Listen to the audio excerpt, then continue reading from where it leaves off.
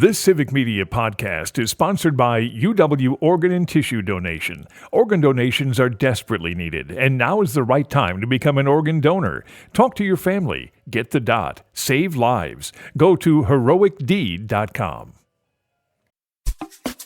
This is your WLCX Daily News Roundup for the Eagle 1490 AM in La Crosse.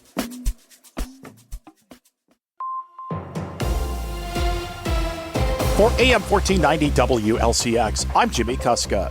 A tragic school shooting in Madison yesterday has people looking for answers. With more, here's Civic Media's Savannah Tomei-Olson. Police say the suspect shot 8 people at Abundant Life Christian School and then died by suicide before authorities came into the building. A teacher and a student were killed. 2 people are in the hospital fighting for their lives. 4 people, 3 students and a teacher, are expected to be okay. 2 of them have been sent home from the hospital. 9 schools in the Madison Metropolitan School District and some from Monona Grove were put on a secure hold yesterday. This tragedy goes so far beyond just that school community. County Executive Melissa Agard. As a mom who received a text from her son at a high school here in the city of Madison wondering if he was safe, I can tell you this hits you in the gut. Every one of us is affected by this unimaginable and unacceptable violence that has hit our community. Police Chief Sean Barnes. Right now, my heart is heavy for my community. My heart is heavy for Madison, and we have to come together as a community and figure out what happened here and make sure that it doesn't happen in any other place that should be a refuge for students in our community. The Crime Response Unit from the Dane County District Attorney's Office has been mobilized. That team includes social workers, and their goal is to support survivors and family members. And the word survivor doesn't just mean the people who were shot yesterday. It includes everybody who was in that building, students, teachers, other staff, and the terrified family members worried for their kids. There are also specially trained officers at the police department to check in on their peers who experienced trauma in their response. There's a candlelight vigil tonight for the community to come together. It's at 6 o'clock at the state capitol. Trish Kilpin, director of the Wisconsin Office of School Safety, says they've gotten more tips about school threats since the shooting. It is true that in light of school shootings, we also see an uptick, a contagion effect of other school threats. In SUSO is our Speak Up, Speak Out Wisconsin tip line where people can report concerns. We have seen an increase in planned school attack tips. Often after an incident such as that happened here in Madison, people start to think about, I should have reported this. I have knowledge that someone could be planning a school attack, and they need to have a place to report that. So we encourage the community at large, students and families, to report to SUSO or their local law enforcement or local school officials if they have concerns that somebody is planning a school attack. Before the shooting at Abundant Life Christian School, there had been a threat to the Green Bay Area School District. They believed it was not credible, but they still had extra police at their schools yesterday. Madison Police Chief Sean Barnes. Anyone who makes a call or threat to a school, we will investigate that. And if you're found to be the person to make that call, you will be arrested. The Office of School Safety has all kinds of resources available to Wisconsin schools. Public, private, doesn't matter. They have guidance on what to do if parents or staff are worried about a student, how to talk to kids about making false threats. And actually, the majority of the tips they get are to report bullying. That Speak Up, Speak Out tip line within the Wisconsin Department of Justice has gotten more than 350 tips since it began in 2020. You can submit one online or you can call their hotline. Officials say never brush off a potential threat. For Civic Media News, I'm Savannah Tomei-Olson. Flags will fly at half-staff today at government buildings in Wisconsin in remembrance of the school shooting victims in Madison. With more, here's Civic Media's Lisa Hale. Wisconsin Governor Tony Evers has ordered the U.S. and Wisconsin state flags to be flown at half-staff in honor of the victims of the shooting at Abundant Life Christian School in Madison. In a statement, Evers said, quote, "There are no words to describe the devastation and heartbreak we feel today." He continued, "As a father, a grandfather, and as governor, it's unthinkable that a kid or an educator might wake up and go to school one morning and never come home." The order will continue through Sunday, December 22nd at sunset. 2 people were killed and 6 others were hurt yesterday. The shooter also died of an apparent self-inflicted gunshot wound, according to police. The City of La Crosse's Public Works Board voted unanimously to expand paid parking in downtown ramps. The proposal moved $1 $1 parking from 6 a.m. until 6 p.m. Monday through Friday to 6 a.m. to 10 p.m. Monday through Saturday. According to City Council documents, the move is estimated to bring in an additional $225,000 in funds each year. The board also voted to begin issuing automatic fines twice a week for the city brewery for excessive wastewater discharge. Wednesday is the final day of meetings and committees until the end of the month in La Crosse. The Police and Fire Commission will meet in the morning to discuss promotions and appointments and schedule interviews in 2025. Then the Economic and Community Development Commission will discuss applying for a grant for the Caledonia Park Place project for a total of $75,000. That meeting is in the afternoon. The City Plan Commission and Board of Public Works will meet on December 30th for the final meetings of the year. A November oil spill in Jefferson County from an Enbridge pipeline is estimated to be around 1,700 barrels, a relatively small number, according to Patrick DeHaan, head of petroleum analysis at GasBuddy. Line 6B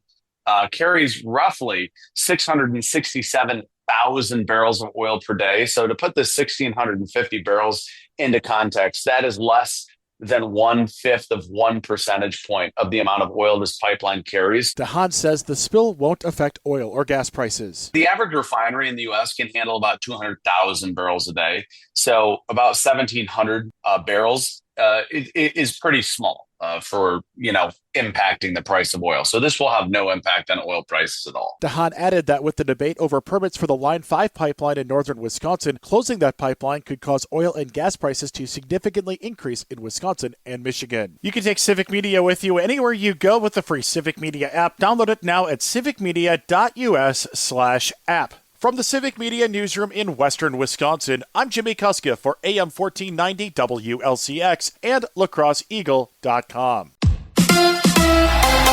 Bucks basketball tonight. Hi, I'm Mike Clemens with sports. It's the Bucks and the Thunder in Las Vegas for the NBA Cup Championship. Doc Rivers asked about the Thunder, one of the youngest teams in the league, featuring Shai Gilgeous-Alexander, against the Bucks, now one of the oldest. They're good. I enjoy watching them play. Shai's one of my favorite players. I actually got to coach him in his rookie year. But and I joke about it. And all these young teams are flying around, and we're going to come in with our little canes and wheelchairs and play them. College hoops, the Badgers' next game coming up Sunday when they host Detroit Mercy. Wisconsin dropped out of the AP Top 25 rankings after losing 3 straight last week, but beat Butler over the weekend. Much happier locker room than we've had the last 3 games, and I think these guys really have earned it. And obviously, when you play really good teams, you're going to have adversity, and how you respond to that and how you use those experiences to grow, I think, tells us a lot about the character of the young men in our locker room, and I couldn't be happier for them. That's Badgers head basketball coach Greg Gard. With sports, I'm Mike Clemens.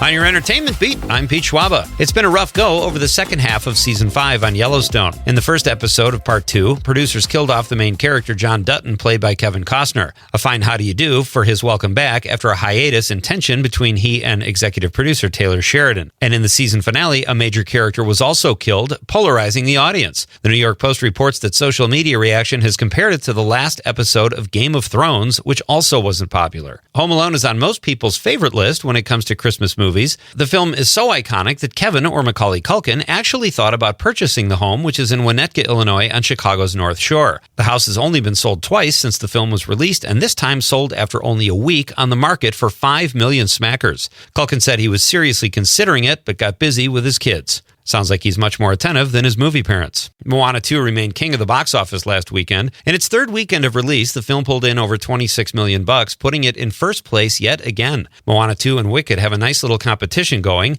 Even though Moana 2 broke records, it might not catch Wicked when it comes to the total take. Wicked has pulled in $359 million domestically, and Moana 2 is at $337 million. They are neck and neck, which might be too much of a deficit for Moana 2 to overcome when it comes to the holiday season box office champ. Wicked remains strong at the gate, also finishing in second place last week with $22.5 million. Action-adventure film Kraven the Hunter, starring Russell Crowe and Aaron Taylor Johnson, is a box office dud, finishing with a disappointing $11 million in its first week of release. Gladiator 2 held strong in fourth place with $7.5 million, and the new animated Lord of the Rings film finished in fifth place with a disappointing total of less than $5 million. Lisa Kudrow is not a fan of AI and let Tom Hanks know about it. Kudrow appeared on the Armchair Expert podcast and referenced Hank's recent film Here, in which AI helped depict Hanks and co-star Robin Wright over the course of several decades. Kudrow criticized Hanks and director Robert Zemeckis, saying it could affect the need for actors, and that it was an endorsement for AI, adding that it might not ruin everything, but you will basically just be licensing actors' images and not letting them actually act. There is a new teaser trailer for White Lotus Season 3. The third installment of the show will be set in Thailand. Mike White returns as the show's creator and will also direct the season as he did the previous two. Season 3 stars Carrie Coons, Leslie Bibb, Parker Posey, and Walton Goggins. Season 2 won the Emmy for Best Drama Series.